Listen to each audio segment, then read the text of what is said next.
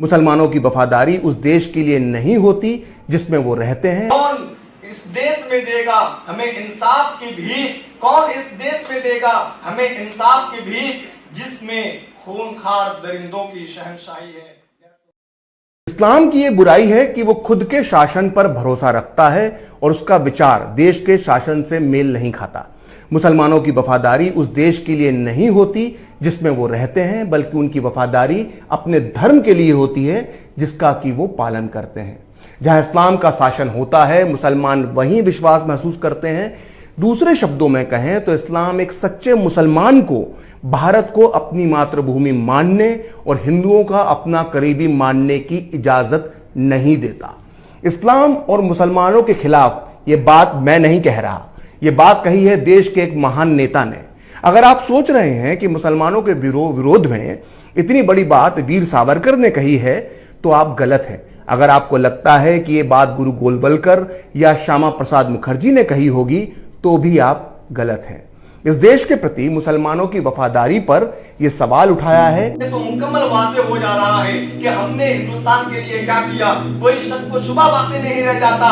लेकिन मैं फिर भी खुले लफ्जों में यह कहना चाहता हूं कि सुन लीजिए, हमने अपनी मेहनतों मशक्कत के जरिए इस हिंदुस्तान को सोने की चिड़िया बना दिया और फिर जब वक्त आया तो हमने अपनी गर्दन और साथ साथ अपने बाल बच्चों के गर्दनों को कटवा कर इस मुल्क को अंग्रेजों के चुंगल से आजाद करा दिया। मैं अपनी गुफ्तगू को भगत सिंह के इन अल्फाज पर खत्म करना चाहता हूं ताकि वो लोग जिसे असबियत की बुनियाद पर मेरी बात समझ में ना आए वो भगत सिंह की बात को समझ जाए।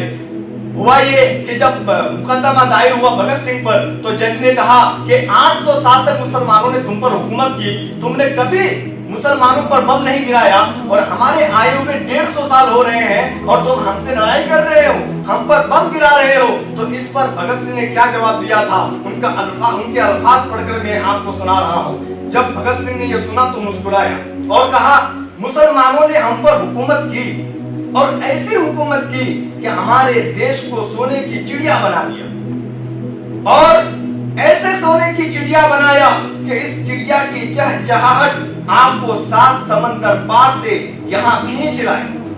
और जज साहेब, आपने 150 साल यहाँ कैसे राज किया? कुछ लाइनों के बाद लिखते हैं कि मुगलों और पठानों ने हमारे देश पर ऐसा राज किया कि इसे अपना घर बना दिया और इसी की धूल मिट्टी में अपने आप को मिला दिया। जो पैसा यहाँ से लिया यहीं पर खर्च कर दिया और इस देश को सोने की चिड़िया बना दिया। ये है भगत सिंह के अल्फाज। मजहब नहीं सिखाता आपस में भेड़ रखना, हिंदी है हम वतन है, हिंदुस्ता हमारा। कौन इस देश में देगा हमें इंसाफ की भीख? कौन इस देश में देगा हमें इंसाफ की भीख जिसमें खूंखार दरिंदों की शहंशाही है?